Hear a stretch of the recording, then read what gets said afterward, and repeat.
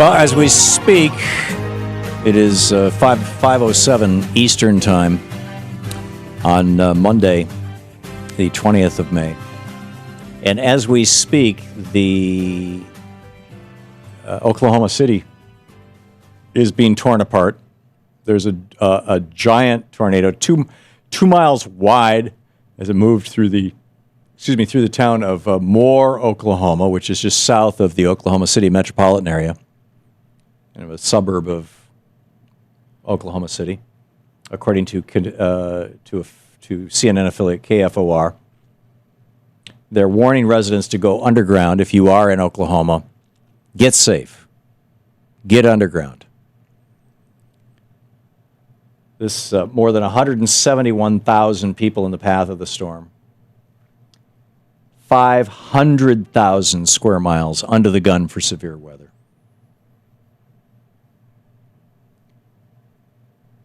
An estimated 300 homes have already been destroyed.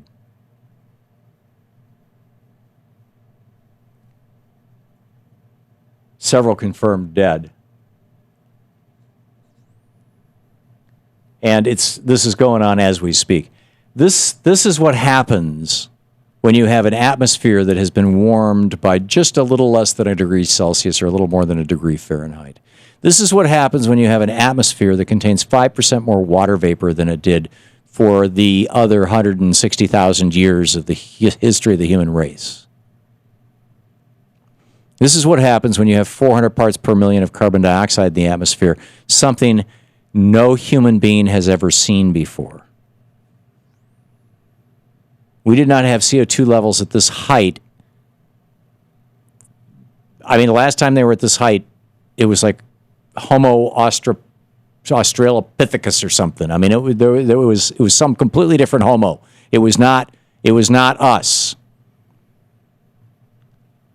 They might not have even been standing up straight. I'd have to go back and track that down, but it wasn't us. We have never seen 400 parts per million of carbon dioxide in the atmosphere, ever. And now we're seeing storms, superstorms, historic storms that are just unbelievable. CNN reporting areas of metropolitan Oklahoma City appear to be in shreds Monday afternoon after a massive tornado moved through the region. The helicopter pilot for CNN affiliate KFOR, houses are destroyed, completely leveled, just south of Oklahoma City. The National Weather Service issued a rare tornado emergency for the Oklahoma City metropolitan area. Usually tornadoes don't hit cities, and it's not like they have an intelligence. Oh, gee, let's avoid the city. It'll kill more people. We don't want to go there. No, it's not like that. It's that the city, it's the same reason you typically don't get tornadoes in mountains.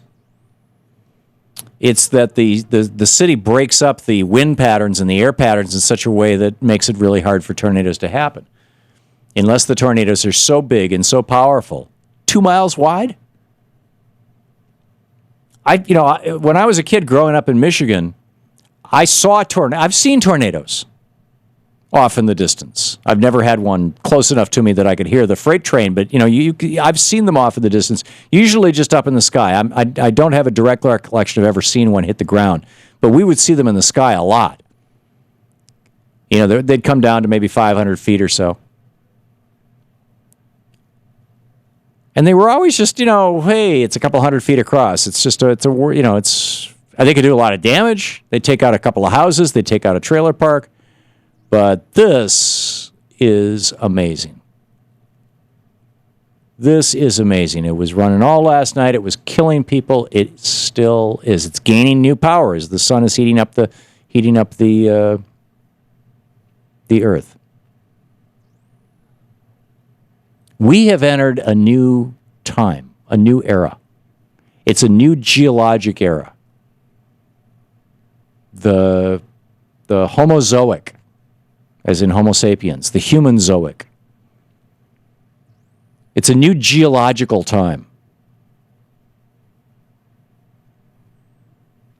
And we and our children and our grandchildren are going to be living in a time that, as NASA scientist James Hansen said, when we get above 350 parts per million, which human beings had never seen before, well, they'd never seen 400. They had arguably seen 350.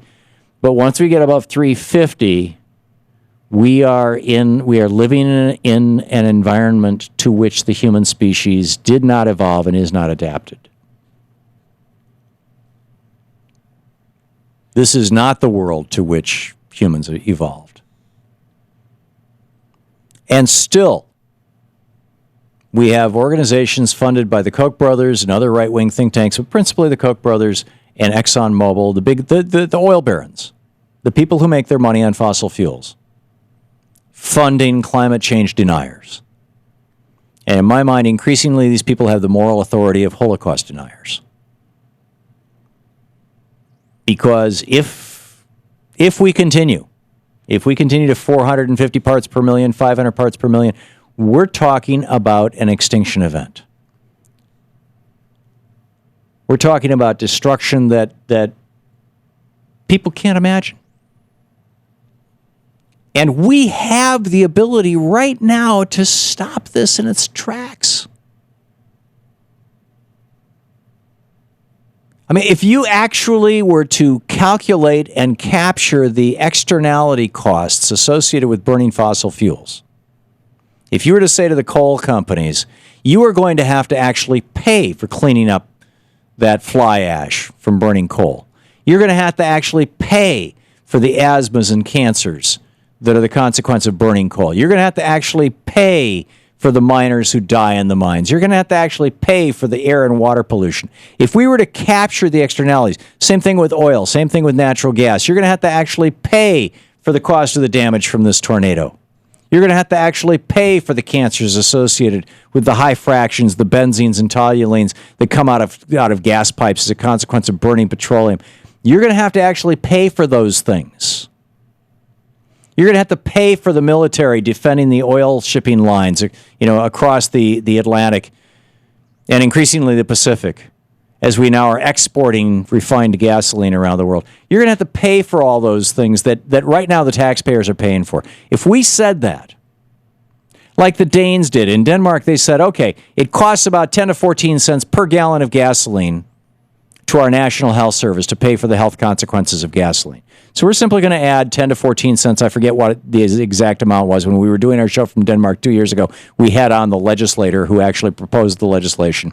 We're going to add 10 to 14 cents to the cost of a gallon of gasoline, and that money is going to go right to the National Health Service and pay for the cost of health care for the cancers and asthmas caused by burning diesel fuel and gasoline.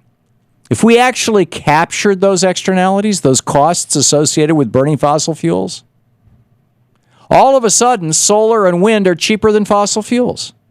The only argument that has held weight in the United States and Canada and in China and India, the only argument that has allowed these countries that are rapidly increasing, although we're slightly decreasing, but we're increasing production massively of fossil fuels, has been it's cheaper. There will be an economic impact to dialing back on it and moving to more expensive solar, wind, biomass, geothermal, wave energy. And that argument has only been able to be made because we as the taxpayers, we're picking up the cost of all the externalities. If we said, no, ExxonMobil, you're going to pay the externalities. No, Koch brothers, you're going to pay the externalities. Not we the taxpayers anymore. Not we the citizens anymore. Then all of a sudden, it is cheaper to put solar panels on the roof of every house in America and say, okay, we don't need any kind of we don't need nukes, we don't need any kind of power plants. We can do this.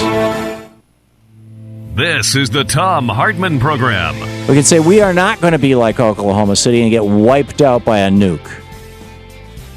Or, by a giant thunderstorm with the power of a nuclear bomb.